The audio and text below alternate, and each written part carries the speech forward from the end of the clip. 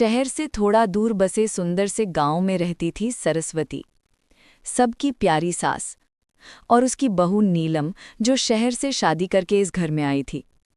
दोनों दिल से अच्छी थीं, पर एक दूसरे की आदतों की वजह से अक्सर छोटी छोटी बातों पर टकरा जाती थीं। अगली सुबह सरस्वती रसोई में गई और देखा नीलम मसाले कम डालकर खाना बना रही है। तभी सरस्वती वहां आई और बोली, अरे बिटिया, हमारे यहाँ खाना थोड़ा तेज बनता है।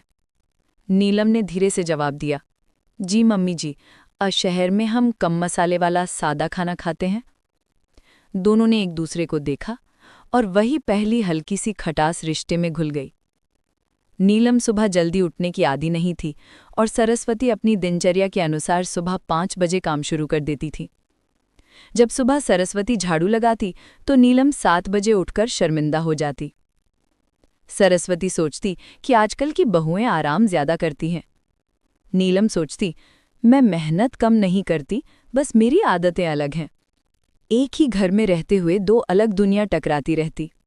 एक दिन पड़ोसन पुष्पा आई और बोली, अरे सरस्वती, तुम्हारी बहू तो बड़ी छोई मुई है, काम कम करती है क्या? ये सुनते ही सरस्वती का दिल बेचैन हो गया। उन्हें लगा नीलम की वजह से उनकी इज्जत कम हो रही है। नीलम ने दूर से ये बात सुन ली। उसकी आंखें भर आईं। मम्मी जी को लोग मेरी वजह से कुछ कहें, ये मैं बर्दाश्त नहीं कर सकती। उसी दिन उसने मन में ठान लिया, अब मैं इस घर को अपना मानकर पूरा दिल लगाऊंगी। अगली सुबह नीलम 5 बजे उठी। सरस्वती चौंक गई, अरे आज इतनी जल्दी कैसे उठ गई?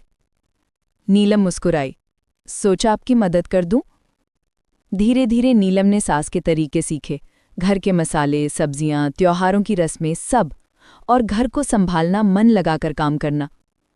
और सरस्वती ने भी देखा कि नीलम सीखने की कोशिश कर रही है, दिल से, अपनेपन से। दोनों के बीच पहली बार हल्की सी ममता की किरण उभरी। एक शाम सरस्वती सीढ़ियों पर चढ़ते समय फिसल गई, पैर में चोट लग गई। नीलम दौड़कर आई, मम्मी जी संभलिए। डॉक्टर ने आराम करने को कहा। अब पूरा घर नीलम संभाल रही थी, रसोई, साफ सफाई, दवाइयाँ, सब। घर की जिम्मेदारी नीलम के ऊपर आ गई थी। सरस्वती के दिल में नीलम की छवि बदल रही थी। उन्हें महसूस हुआ, ये लड़की सिर्फ बहू नहीं, मेरी बेटी है। नीलम बहुत अच्छा पेंट करती थी, लेकिन शादी के बाद उसका ये शौक कहीं पीछे छूट गया था। एक दिन सरस्वती ने उसके बनाए पुराने स्केच देखे और बोली, इतनी अच्छी कला को बंद क्यों कर रखा है? ये तो बहुत ही अच्छी पेंटिंग है। मम्मी जी, घर के कामों में समय नहीं मिल पाता, पूरे दिन घर के कामों में ही चला जाता है। सरस्वती ने प्यार से आंसू पोंछे, घर कामों से नहीं, दिलों से चलता है बिटिया। तुम्हारा सपना भी हमारा है बिटिया। नीलम मुस्कुराई। सालों बाद उसे किसी ने बिटिया कहा था। अब रोज नीलम 3 घंटे पेंटिंग करती और बाकी काम सरस्वती और वो मिलकर करती। घर के वातावरण में एक नई ऊर्जा आने लगी, हंसी, बातें, मजाक और रिश्ते की गर्माहट। एक दिन नीलम ने एक बड़ी सुंदर पेंटिंग बनाई, 2 औरतें एक ही दिए की रोशनी को थामे हुए।